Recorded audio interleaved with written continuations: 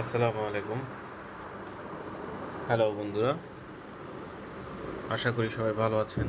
আজকে কল রেকর্ডিংয়ের কিছু অসাধারণ সেটিংস দেখাবো। অনেকেরই হয়তো জানা আছে, তো যাদের জানা নেই তাদের জন্যই আজকের এই ভিডিও। তো যাদের জানা আছে তারাও দেখে নিতে পারেন। তো কল রেকর্ডিংয়ের কিছু সেটিংস রয়েছে যেগুলো জানলে আপনার হয়তো উপকারে আসবে। আমরা সাধারণত কল অনেক সময় আমাদের মোবাইল নাম্বারে কিছু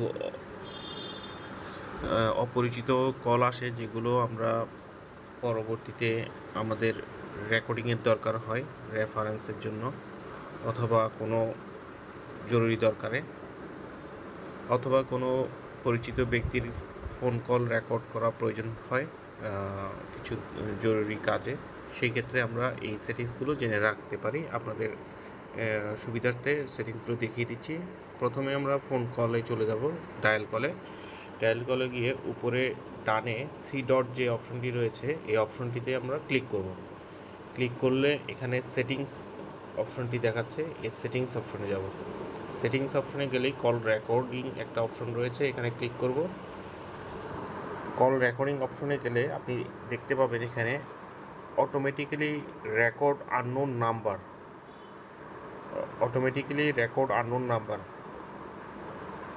নাম্বার থেকে যদি কোনো কল আসে, সেটা অটোমেটিক্যালি সেটা রেকর্ড হয়ে যাবে। এখানে আপনি ইয়েস বাটনটা ক্লিক করে দিতে পারেন।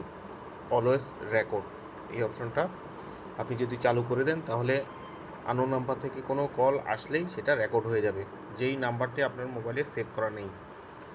আরেকটি অপশন রয়েছে অটোমেটিক্যালি রেকর্ড দিস নাম্বার। এটা হচ্ছে স্পেসিফিক কোনো নাম্বার যদি আপনি রেকর্ড করতে চান, সেই নাম্বারটি এখানে রেকর্ড হয়ে যাবে।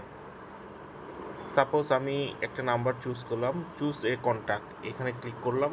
আমার এখানে একটা নাম্বার দেখতে পাচ্ছেন, সুমন রহমান। এই নাম্বারটিকে আমি অ্যাড করে দিলাম। অ্যাড করে দিয়ে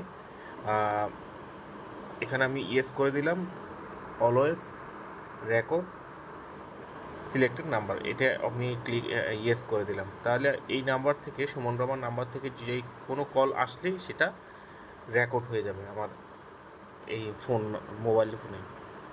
আর যদি কোনো কল আমি ডিলিট করতে চাই, তাহলে ডিলিট রেকর্ডিং নাম্বার, এটা কতদিন পরে, এটা যদি কখনোই ডিলিট করতে না চাই, নেভার আফটার 7 ডেজ, 7 দিন পরে সেটা ডিলিট হয়ে যাবে। 14 দিন পরে, 30 দিন পরে আপনি এটা ক্লিক করতে পারেন। আর যদি এটি ডিলিট না করতে চান, নেভার দিয়ে আপনি ব্যাক অপশনে চলে যাবেন। এভাবেই আপনারা কল রেকর্ডের প্রয়োজনীয় এই অপশনটি ইউজ করতে পারেন। আপনাদের যে কোনো প্রয়োজনীয় কল আপনারা রেকর্ড করতে পারেন এই অপশনটি চালু করে। তো ধন্যবাদ সবাইকে, আশা করি সবার এই ট্রিক্সটি কাজে লাগবে।